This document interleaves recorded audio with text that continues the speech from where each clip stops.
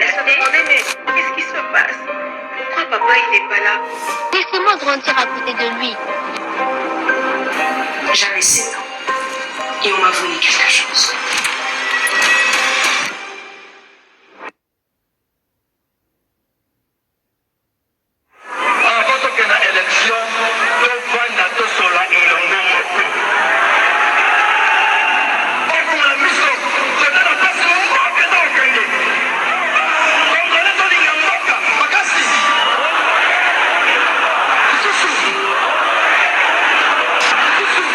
Un jour, il fit un songe où Dieu lui parlait de Sauvons le Congo.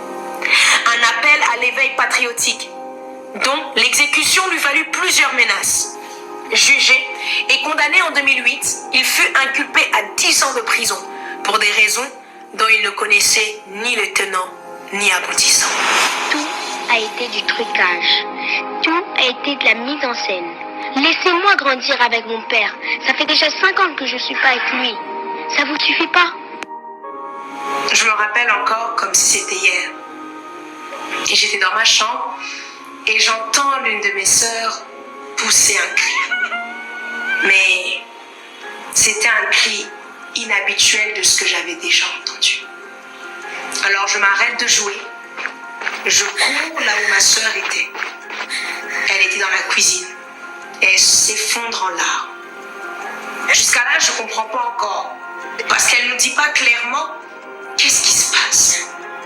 Et à ce moment-là, elle nous annonce à moi et mes sœurs et mon frère que mon père venait de se faire arrêter. C'est à ce moment-là qu'on me vole quelque chose.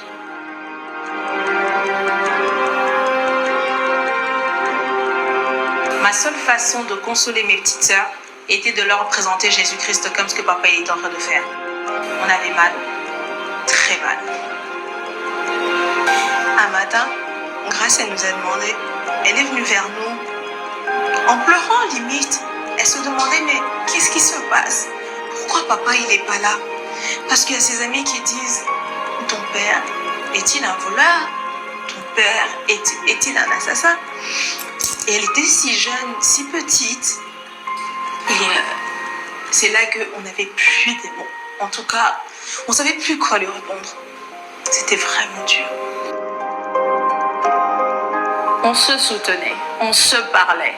Et on s'est créé une armure face à toutes les paroles que le monde pouvait dire sur l'arrestation de notre papa. Et ayant nous-mêmes conscience que papa était innocent, on ne faisait que se soutenir.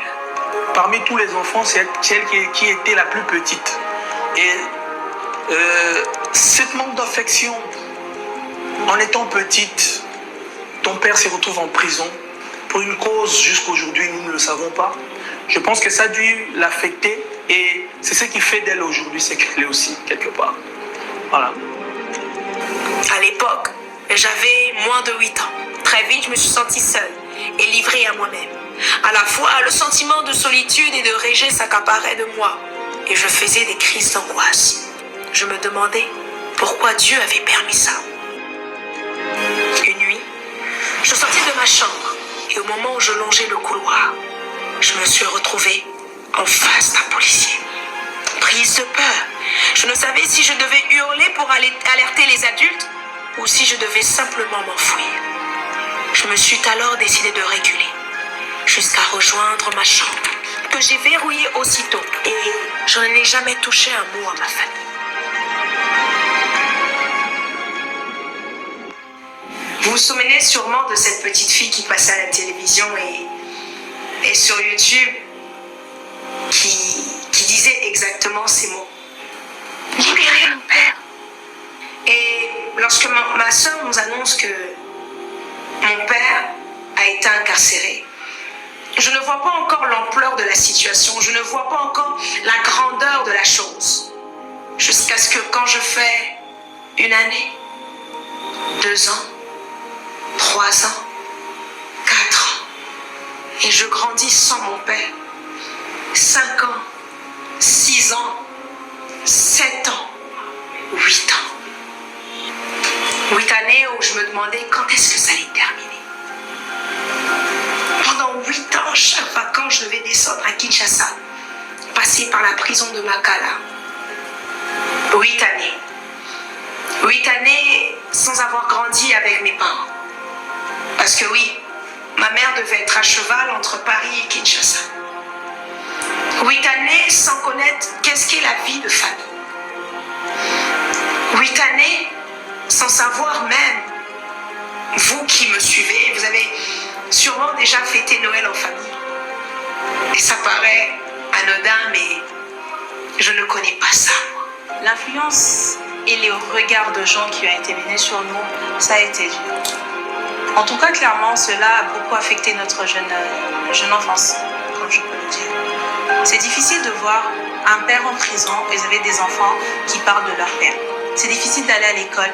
Dans une fête des scolaires, il y a des parents et il n'y a pas de père. À l'église, ils peuvent comprendre. Ils comprennent très bien. À l'école, c'était plus dur. En tout cas, à l'école, c'était dur. On s'est créé une armure face à toutes les paroles que le monde pouvait dire. Tout a été du trucage. Tout ce qu'on a entendu ici, ce n'était que des faussetés. Je vais prendre un exemple. Mabosso. Mabosso, un dimanche, à 9h, Mabosso vient à l'église Armée de Victoire où il y a plus de 5000 personnes.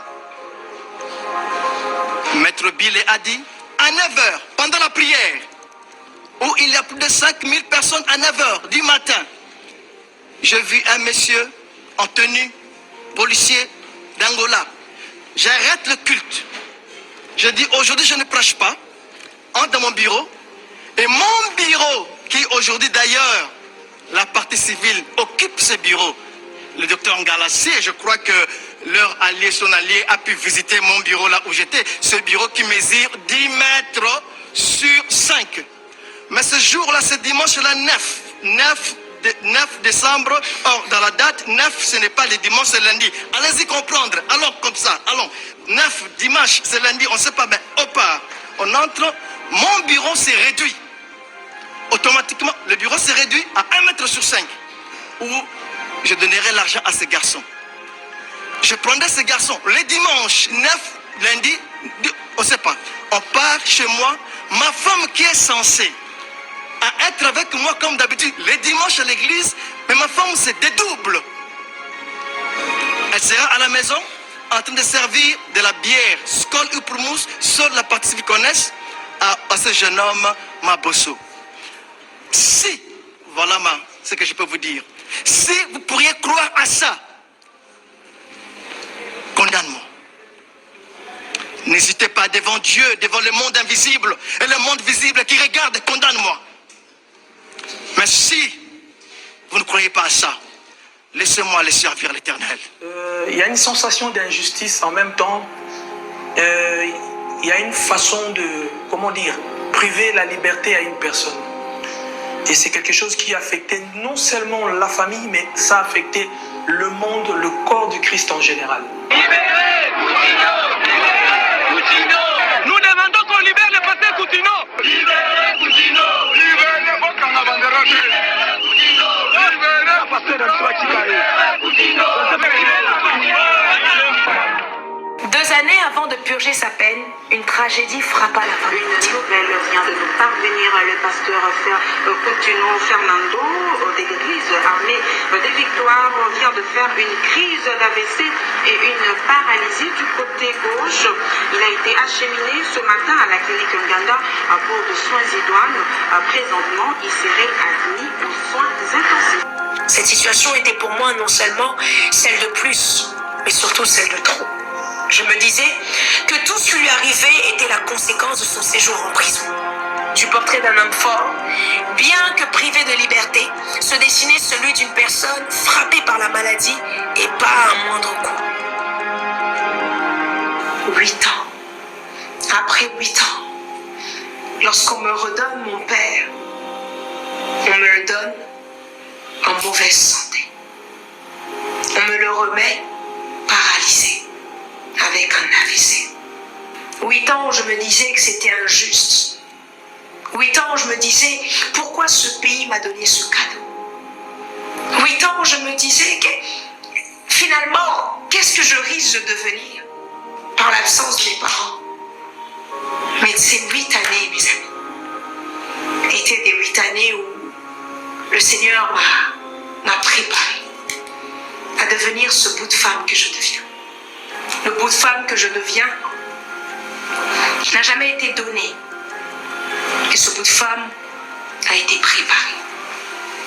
8 années où le Seigneur a préparé mon cœur. 8 années où le Seigneur a préparé mon caractère. Où il est en train encore de le faire. 8 années où le Seigneur a permis que je sois loin de mes parents, loin de mon père, pour essayer de me faire devenir ce que je suis en train de devenir.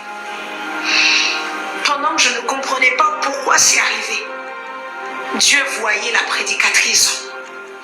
Pendant que je ne comprenais pas pourquoi le Seigneur avait permis que mon père puisse être incarcéré. Jusqu'à aujourd'hui, je n'ai jamais compris le pourquoi. Et jamais compris le comment. Dieu seul sait. Seul Dieu sait pourquoi c'est arrivé. Mais l'une des choses du pourquoi c'est arrivé, c'est pour avoir devant vous ce petit bout de femme battante. Je pense que c'est grâce à ça qu'elle a pu être ce qu'elle est aujourd'hui. L'arrestation de papa a une influence positive sur le pasteur, sur son ministère. Plus elle grandit, plus elle a conscience des choses. Et le Seigneur nous a permis d'avoir un papa qui nous parle constamment, qui nous conseille constamment, peu importe le domaine dans lequel chaque fille est en train d'évoluer. Je bénis la vie de chaque membre de l'armée de Victoire, que ce soit à Paris, comme à Kinshasa, ou même partout ailleurs, que le Seigneur vous bénisse. Parce que vraiment, que de l'amour. On n'a reçu que de l'amour. Et je sais qu'un jour, les gens connaîtront vraiment la vraie vérité. Je le sais. Et voilà. Je pense qu'il est temps que le Congolais se considère en sécurité dans son pays.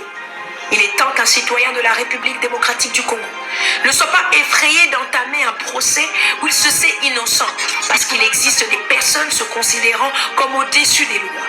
Voilà pourquoi j'encourage le chef de l'État dans sa démarche contre l'injustice, la corruption, le détournement et même la guerre à l'est de notre pays. Le Congo que nous devrons construire, c'est un Congo où il fait beau vivre, et je sais qu'il est possible d'y arriver.